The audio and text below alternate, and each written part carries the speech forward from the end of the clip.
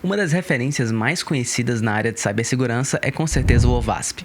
O OWASP é uma organização sem fins lucrativos que tem o objetivo de melhorar a segurança de softwares com projetos e ferramentas de código aberto. A OWASP é formada por uma grande comunidade que ajuda os desenvolvedores e empresas a tornarem os seus sistemas mais seguros e protegidos contra ameaças cibernéticas. O projeto mais famoso da OWASP é o OWASP Top 10. É uma lista que destaca as 10 vulnerabilidades mais críticas encontradas em aplicações webs. Essa lista ela serve como um guia para quem é desenvolvedor e pentester para ajudar a entender quais são as falhas mais comuns, como elas acontecem e como evitá-las. Hoje a gente vai entender cada item dessa lista. O meu nome é Igor e bem-vindo ao Hackstation.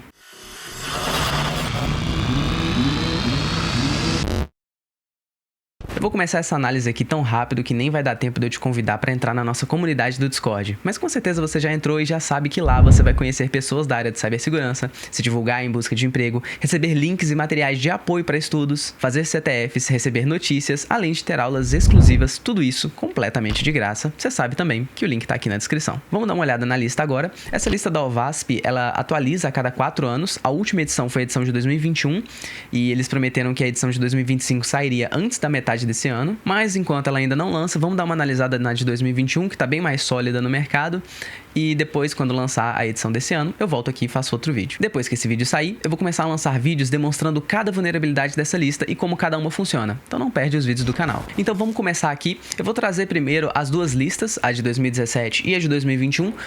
Como você pode ver, a gente teve algumas mudanças entre essas duas. A primeira coisa é que pela primeira vez a categoria de Insecure Design apareceu na lista. A gente já vai ver o que isso quer dizer.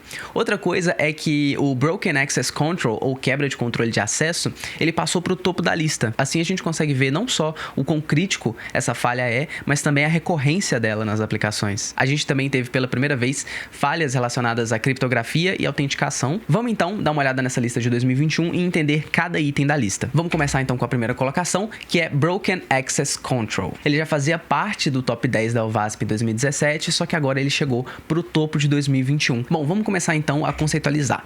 Broken Access Control acontece quando o sistema não restringe o que um usuário pode ou não acessar. Se essa permissão ela não está bem feita, você acaba permitindo que o seu usuário altere, modifique e exclua qualquer tipo de dado dentro da sua aplicação, até mesmo realizar algumas ações que são administrativas. Isso acontece também quando as regras de permissões não são implementadas de forma devida e podem ser facilmente manipuladas. Alguns exemplos mais famosos incluem IDOR, que eu imagino que talvez seja o mais famoso, que é quando o atacante consegue alterar dados de outro usuário, às vezes mexendo na requisição, mexendo na URL ou no tipo de payload que é passado numa requisição. Outros são permissões inadequadas, que é, por exemplo, não fazer restrição de áreas administrativas dentro do seu site, permitir que usuários comuns acessem esse tipo de informação. E principalmente, modificação de permissões, quando o usuário ele consegue escalar privilégio dentro da sua aplicação e adquirir permissões que normalmente só são dadas a administradores do sistema. Por esse motivo, ela é a top 1 da OWASP, da edição de 2021, uma falha bastante crítica e bastante recorrente nas aplicações web também. Vamos para o próximo tópico então, que a gente vai falar agora de Cryptographic Failures. Ele não só ocupa a segunda posição do top 10 de 2021,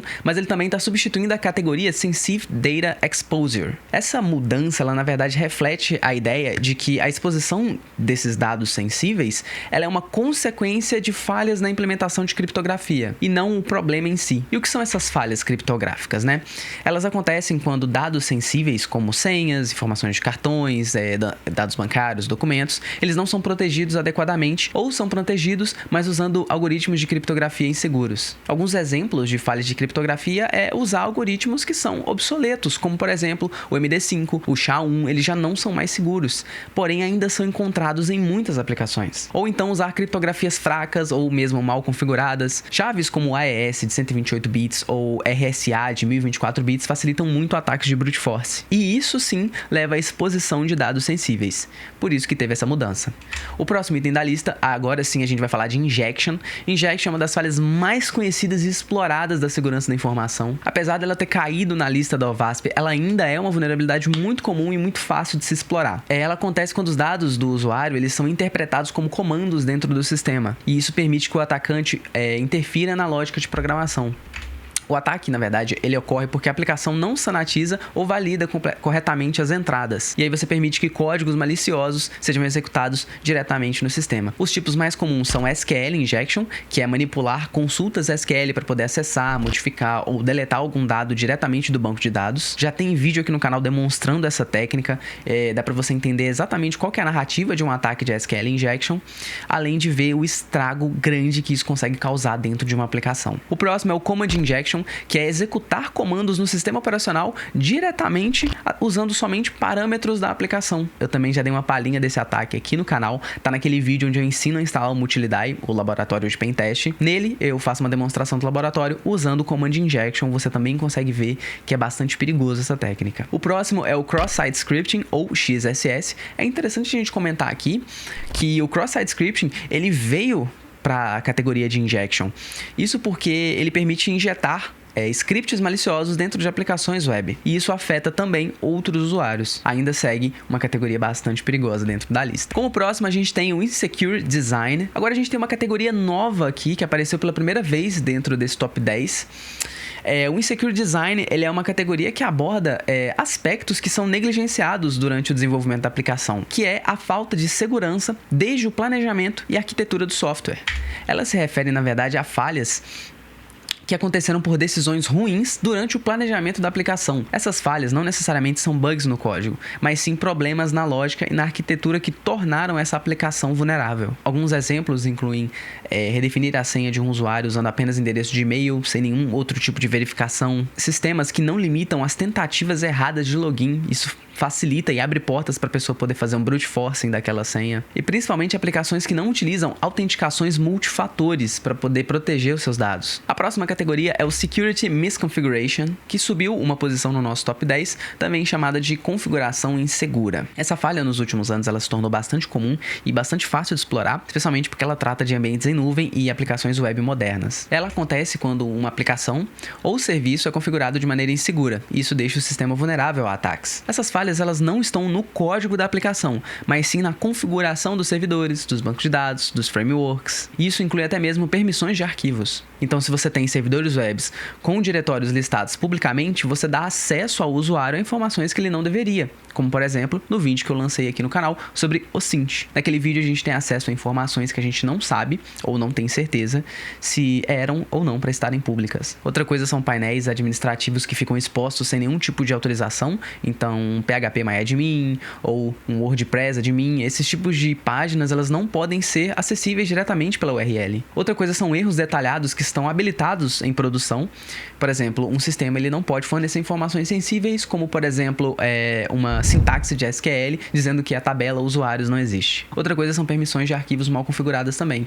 Então arquivos como config.php ou arquivos .env não podem ser visíveis publicamente. Essas configurações mal feitas podem sim tornar sistemas vulneráveis, mas vale lembrar que manter um ambiente seguro vai muito além do desenvolvimento seguro. É importante a gente buscar soluções para também manter os nossos dispositivos seguros. E é aí que eu te convido a conhecer o Kaspersky. Ele é um antivírus completo que protege todos os seus dispositivos. Com o Kaspersky, você mantém seguro as suas contas em jogos, além de ter acesso a recursos adicionais, como uma VPN rápida e ilimitada, além de gerenciadores de senhas que armazenam e sincronizam suas senhas entre dispositivos, além de detalhes de cartão de crédito e documentos importantes, todos com muita segurança. Além do anti-phishing, que é a proteção contra ataques de phishing, prevenindo roubos de identidade e de dinheiro através de sites ou e-mails falsos. E o Safe Money, que protege os dados e informações do seu cartão de crédito e dados bancários durante transações online. E você, inscrito do canal Hackstation, vai ter um benefício exclusivo. Utilizando o cupom ou o link da descrição, você ganha mais 30% de desconto nesse carnaval. Desse jeito, o seu antivírus vai sair por menos de R$40 com todos esses benefícios. Então, não perde essa oportunidade. O próximo tópico que a gente vai falar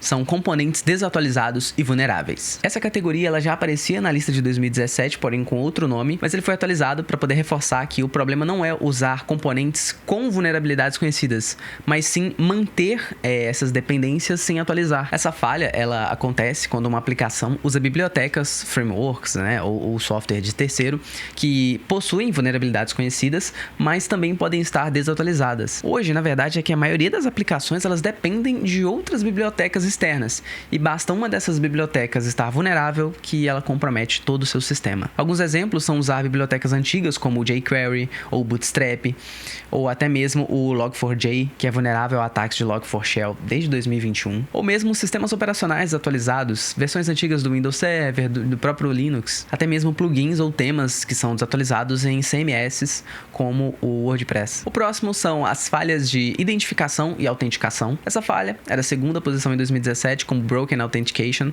mas ela foi refeita, reformulada para poder incluir problemas tanto de autenticação quanto de identificação de usuários também. Essa falha ela acontece quando os mecanismos de identificação e de autorização de uma aplicação não são implementados corretamente. E aí você permite que os atacantes eles quebrem processos de login, contornem as restrições de autenticação, obtenham controles das contas de outros usuários, fazem ataques de força bruta. Isso tudo ocorre por uma série de questões, e isso inclui permitir senhas fracas, sem nenhum tipo de validação ou política de senha. Como eu já disse anteriormente, logins sem limitação de quantidade de tentativas, autenticações muito básicas, baseadas em informações muito previsíveis, como e-mails, CPFs, tokens de sessões que têm tempos de expiração muito longos ou às vezes nem expiram, e reutilização de tokens após o logout. Como próximo, a gente tem as falhas de integridade de dados e de software, que é uma categoria nova, porém ela veio substituindo o Insecure Deserialization, que acontece quando uma aplicação não verifica corretamente a integridade do software ou de dados sensíveis, e assim você permite que atacantes modifiquem informações e introduzam códigos maliciosos dentro da sua aplicação. Alguns exemplos são atualizações de software sem assinatura digital,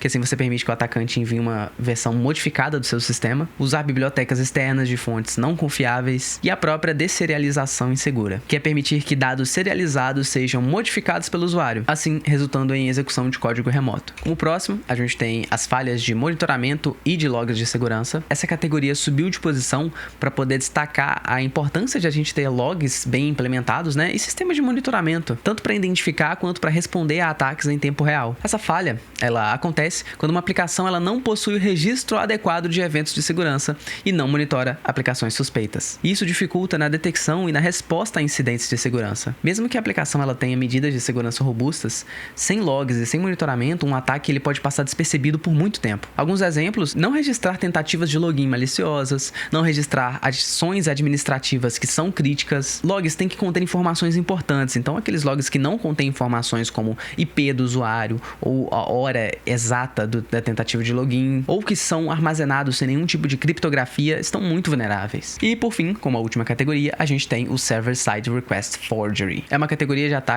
que entrou pela primeira vez nessa lista e mostra também o aumento desse tipo de exploração em aplicações modernas, principalmente utilizando APIs e microserviços. O Server-Side Request Forgery, ou também conhecido como SSRF, ele acontece quando uma aplicação permite que o usuário controle parcialmente ou totalmente o destino de uma requisição HTTP feita pelo servidor. Com isso, o atacante ele forja requisições que normalmente não seriam acessíveis por recursos externos. Então, como você pode ver na imagem aí, o atacante ele não teria acesso a um servidor, por exemplo, que fica disponível externamente, ele não teria acesso a nenhum recurso, porém ele tem acesso parcial ou completo a um dos servidores na intranet dessa empresa. Então, forjando essas requisições, ele consegue fazer essa comunicação entre servidores e assim obtém acesso ao servidor da vítima. O atacante, com isso, ele pode ter acesso a painéis de administração, bancos de dados, APIs internas. Alguns exemplos onde esse ataque ele é encontrado formulários de importação de imagens via URL, ou serviços que fazem a pré-visualização de links, integrações com APIs externas, ferramentas que baixam